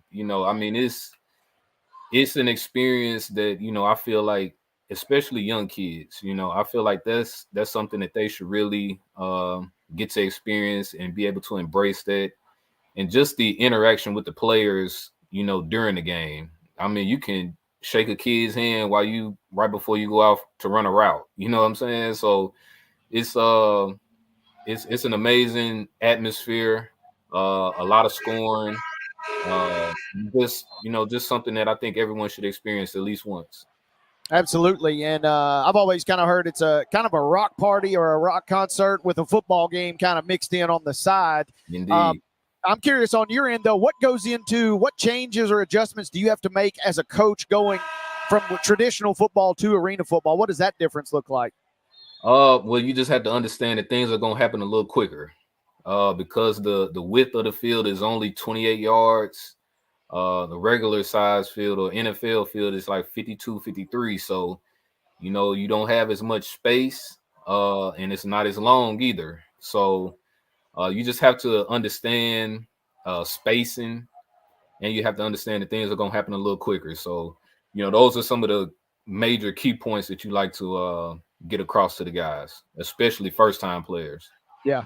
And obviously that the biggest adjustment probably there is for receivers. Is that fair to say? Well, actually, it's three receivers. The tight end is technically a lineman, and the fullback is technically a glorified lineman as well, because I mean he has to step up and block too.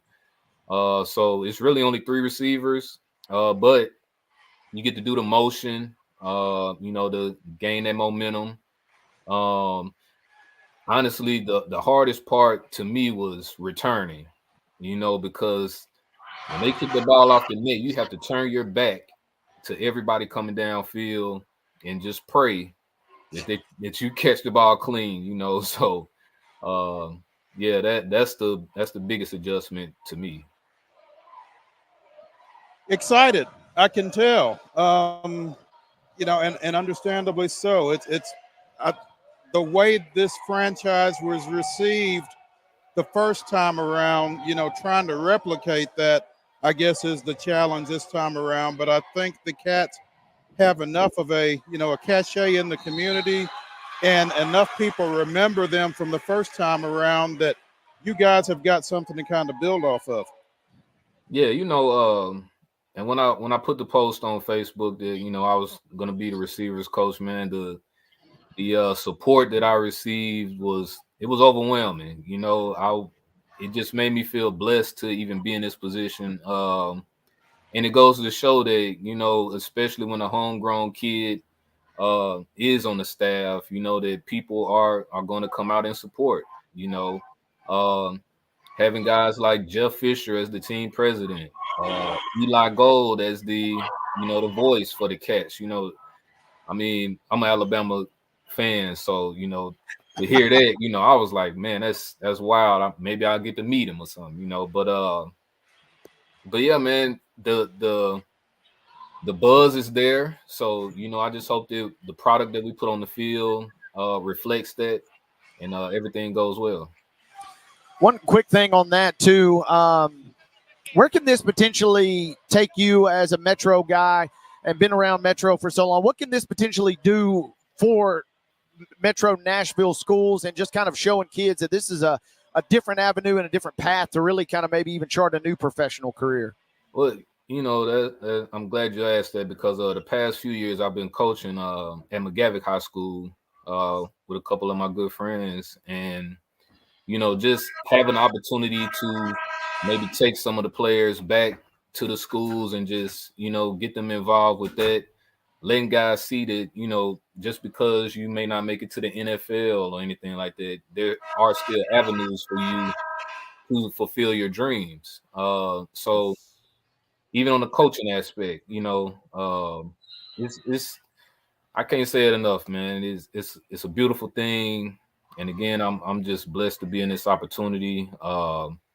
And the sky's the limit for myself, for Metro Nashville as a whole, and I hope that it does nothing but continue to grow and get better.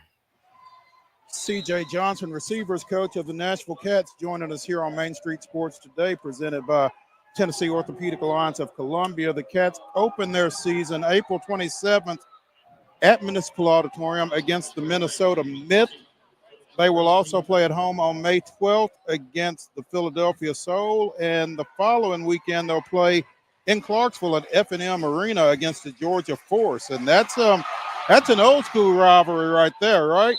Oh yeah, and I actually played for the Force for a couple years, so that'll be a good thing to see them across the sidelines, but yeah, and taking it up to Clarksville, that would be, showing growth as well, and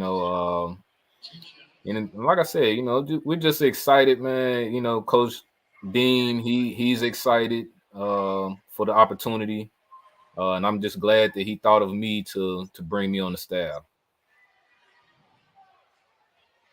You mentioned that you played for the Force, CJ, and it reminded me of a viral video that you were a part of playing for the Force. I think you guys were playing against was it Jacksonville? It was Orlando. It was Orlando. Yeah, When you caught a kickoff right up against the net and a fan reached out and grabbed you. Yeah, it was wild. But in that moment, I really didn't. You really didn't know what was going. I felt somebody grabbing me, but my eyes are locked on the football, because I can't just take my eyes off of that. So I was focused on that. But then when I saw the replay, I was like, man, that was a little worse than what I thought it was. But things like that happen, and it goes back to the point of the fans are so close to you that that interaction, it can be great, but at that particular time, it wasn't so great. CJ Johnson, former Glencliff and Tennessee State standout, new Nashville Cats receivers coach, joining us here on Main Street Sports today. CJ, appreciate your time, man. Congratulations. Welcome back. And be sure and tell Freddie B I said, hey, when you talk to him again. I got you, man. And again, I appreciate y'all for having me on. Like I said, hope to see you guys at a couple games. And I just hope that it continues to grow from here. We look forward to it, man. Thank you. Thank you, CJ. Right, thank you. Wade, he mentioned Eli Gold, the newly named Nashville Cats broadcaster. Apparently, that's not all Eli Gold is doing these days. It sounds like he, a couple weeks ago, it sounded like he was quote unquote retiring. And then within 48 hours, or maybe 24 hours, that was put to rest. He's with the Nashville Cats. But yeah, some more news for Mr. Eli Gold. Yes, and it's pretty intriguing. Friend of the show, Greg Seitz, athletics director at Jacksonville State, apparently saw Eli Gold had some extra time on his hands. Yep. And Eli Gold will now be handling Jacksonville State's baseball telecasts.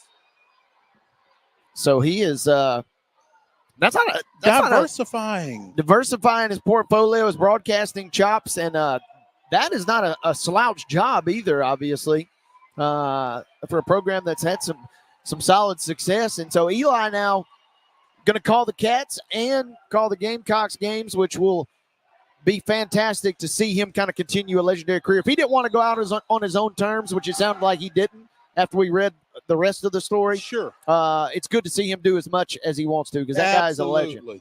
Yep.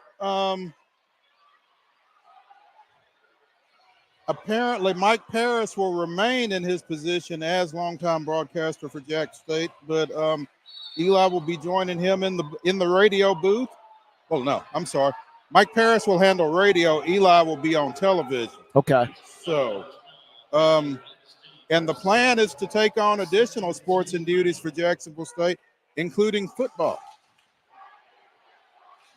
Talk about a get for Jacksonville State then, yes, in my opinion. He will make his broadcast debut on March 19th when Samford travels to Jacksonville taking on the Gamecocks. So this is, he's got a lot going on all of a sudden. It's going to be an interesting spring for Eli. Yeah, from retired, quote unquote, to a full plate. Yeah. And good for him.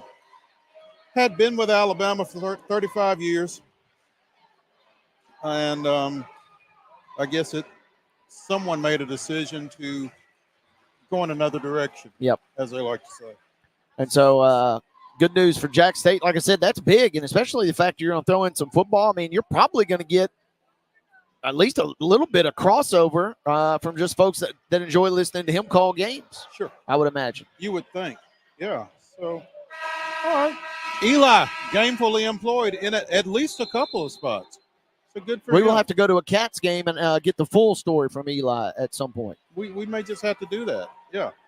Pull up. Let's take a break. When we come back, we will have a little time before we are joined by MTSU men's basketball coach Nick McDevitt, but we've got some house cleaning that we need to take care of in that interim anyway, so we will do that. We will give our weekly player of the week and team of the week when we come back here on Main Street Sports Today, presented by Tennessee Orthopedic Alliance of Columbia. Stay with us. Whether you're an athlete or a weekend warrior, when it comes to your performance, don't settle for anything less than excellence. We're proud to announce that Mid-Tennessee Bone and Joint Clinic is now Tennessee Orthopedic Alliance of Columbia, where we are redefining sports medicine and orthopedics. Tennessee Orthopedic Alliance's team of expert sports medicine physicians understands the unique demands of your body. TOA Columbia specializes in personalized orthopedic care, offering state-of-the-art treatments for everything from sports injuries to joint replacements. Learn more at toacolumbia.com.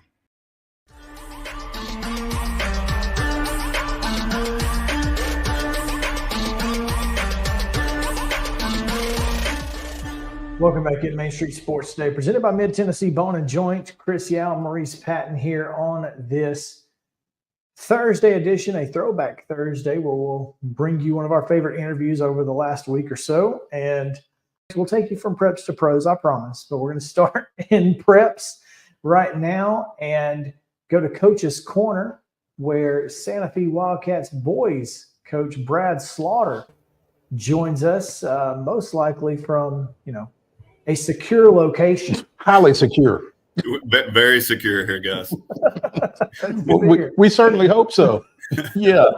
Brad, appreciate you taking some time with us, man. Hey, two numbers that we need to throw at Brad. All right. Wind up, pitch. 10. And? Which is the number of games that Santa Fe has won in 10 tries. And so 0 is not the second number? No, 0 is not the second number. Okay. The second number is 1,964. Okay. That's the number of points that Santa Fe junior Alden Slaughter currently has, making him the school's all-time leading scorer as a junior. It's a total that he adds to every time he goes out on the floor.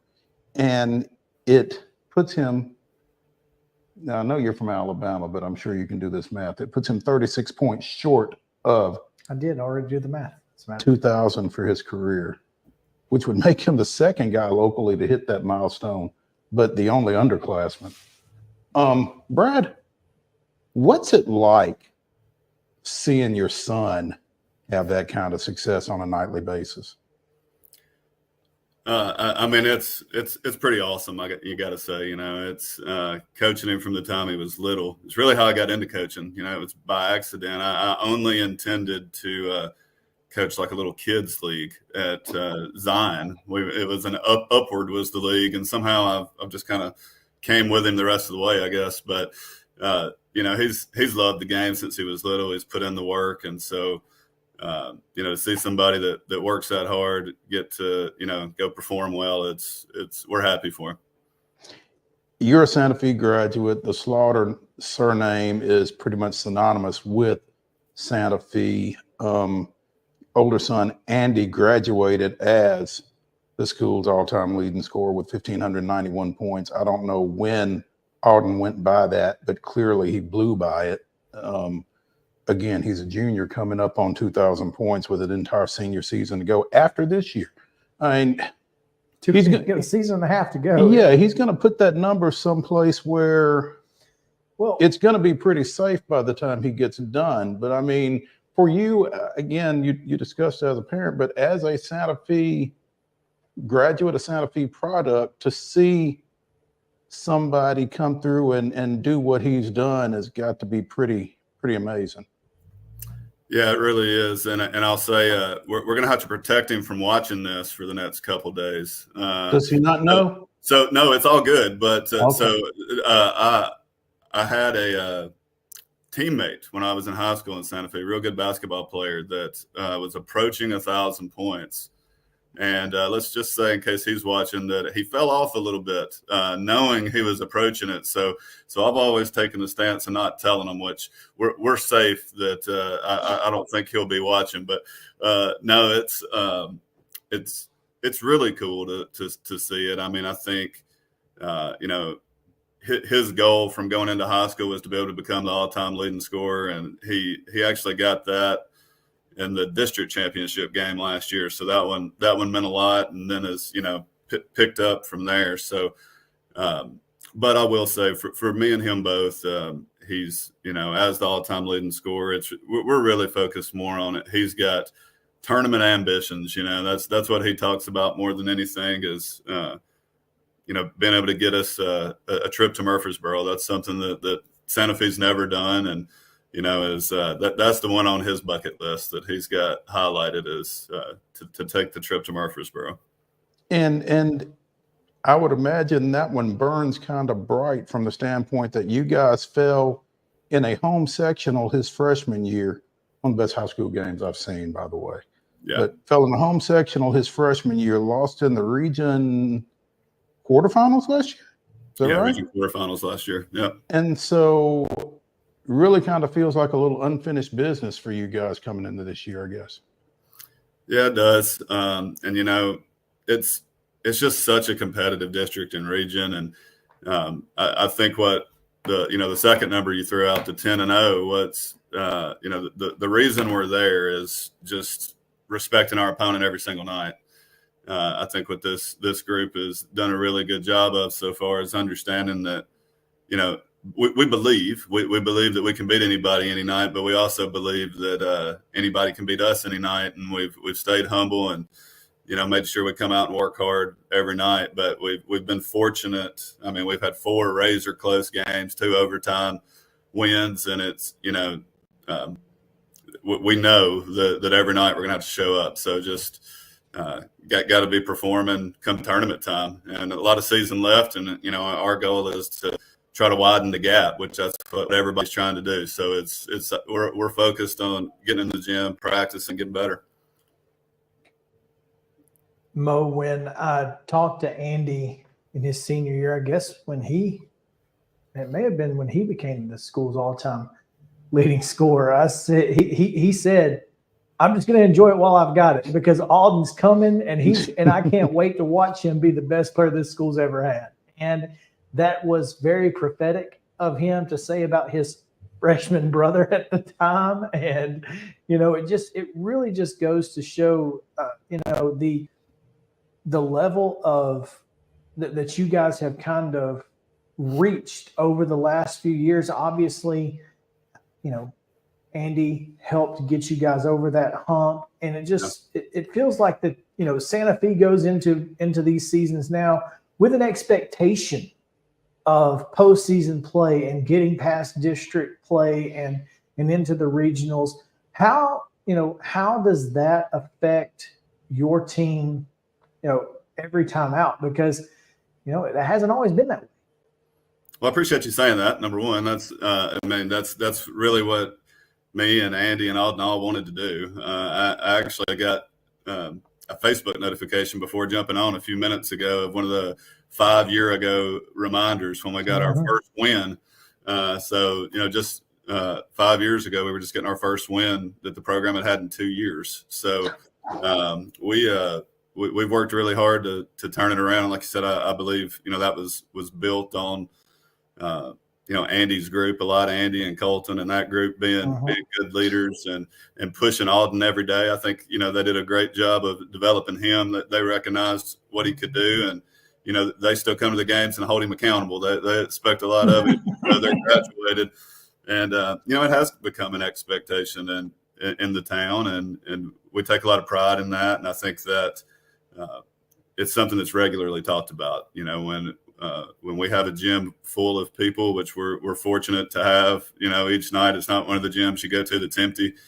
It's awesome student section and people that don't have kids on the team that are loyal and come out every night. That we know we got to do our best for the community as well. So we're playing for more than just us, for sure.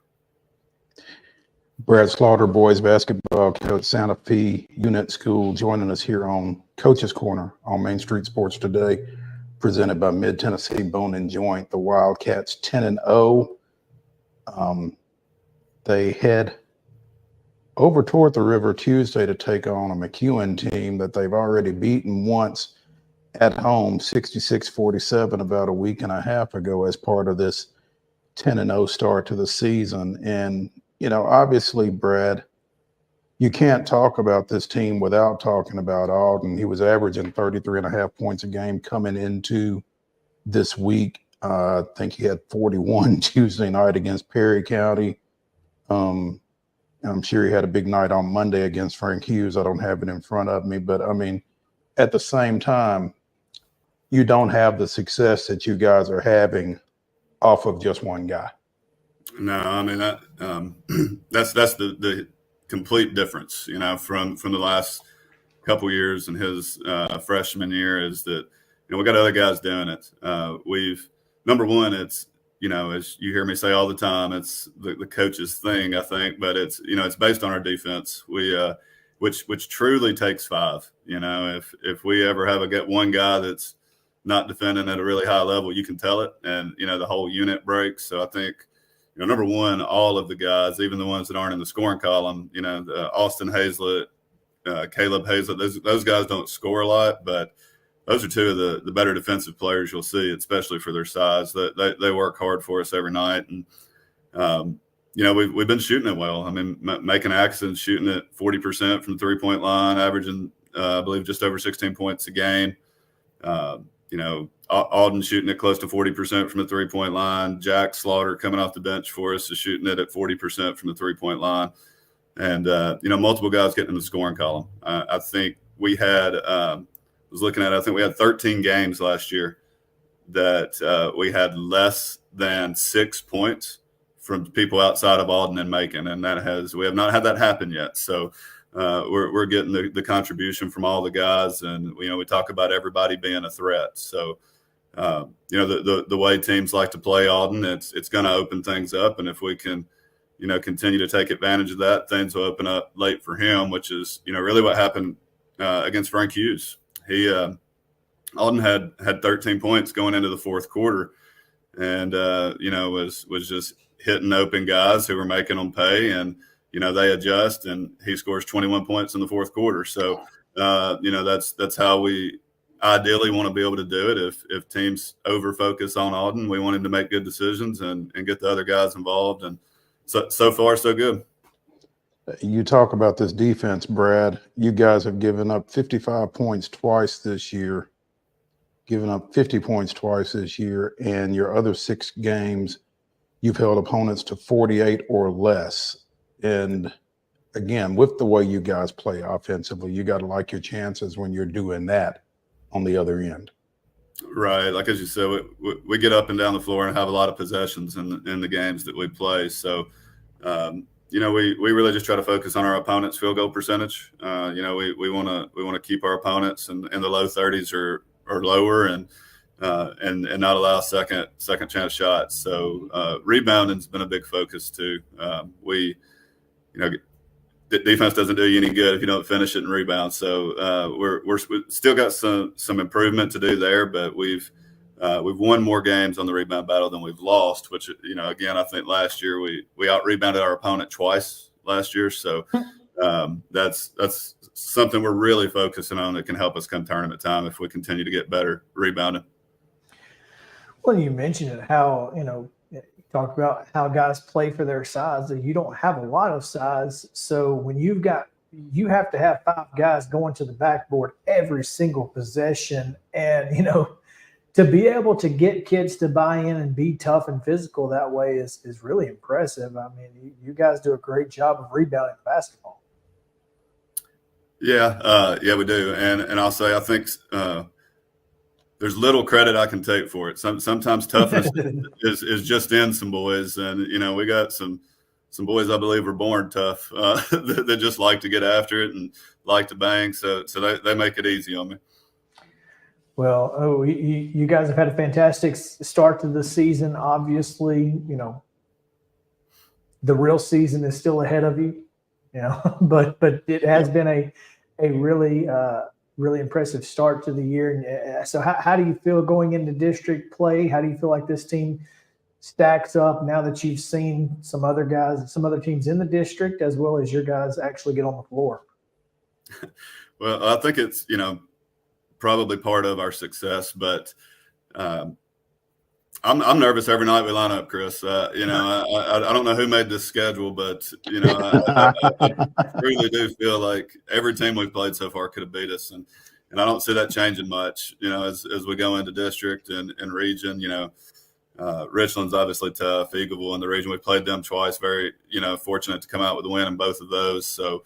It's a really tough district and region, and we just gotta, again, try to widen that gap and do the little things right and rely on our defense. So, I think we start with Culleoka at home.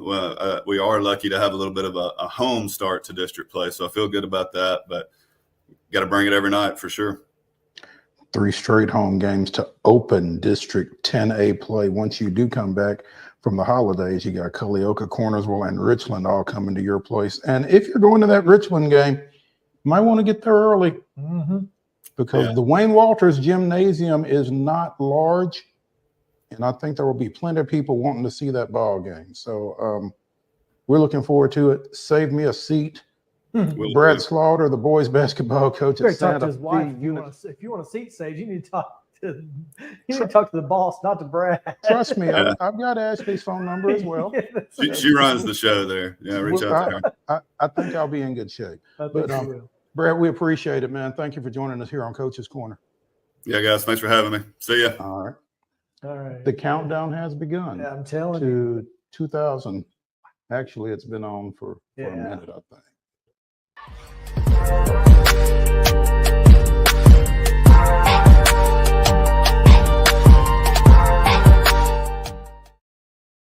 Whether you're an athlete or a weekend warrior, when it comes to your performance, don't settle for anything less than excellence.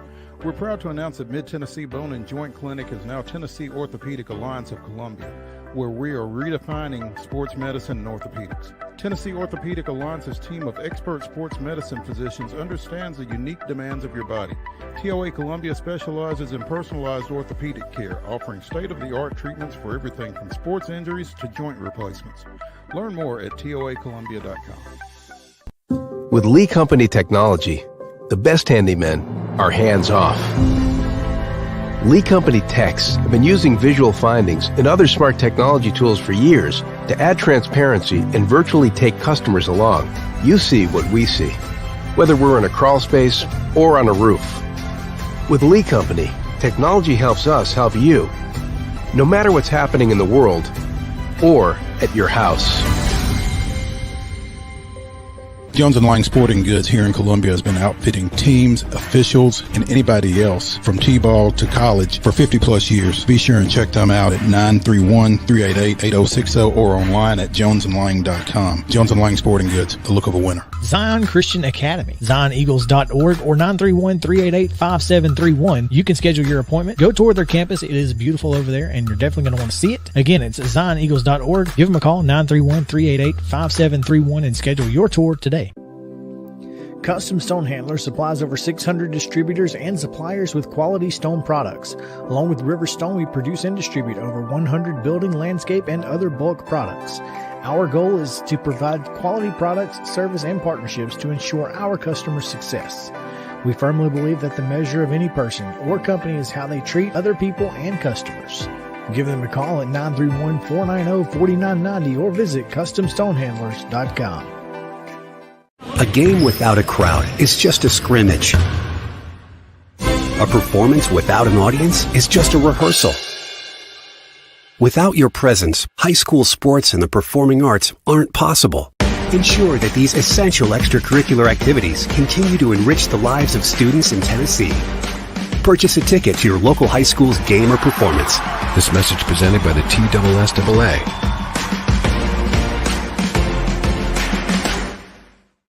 Piggly Wiggly, located in Neely's Mill Shopping Center, is Columbia's locally owned and operated Cost Plus 10 grocery store dedicated to serving the community with low prices and smiling faces. Piggly Wiggly offers fresh, hand-cut meats daily as well as daily hot plate lunches from their deli counter. You're certain to see smiling faces and a helping hand when you're here at Piggly Wiggly. Come by and check out our fresh produce, high-quality meats, and more. Down home, down the street, we'll see you at the Pig. We thrive under the lights. A city of performers, putting on one heck of a show. Headlining night after night. Welcome to Smashville.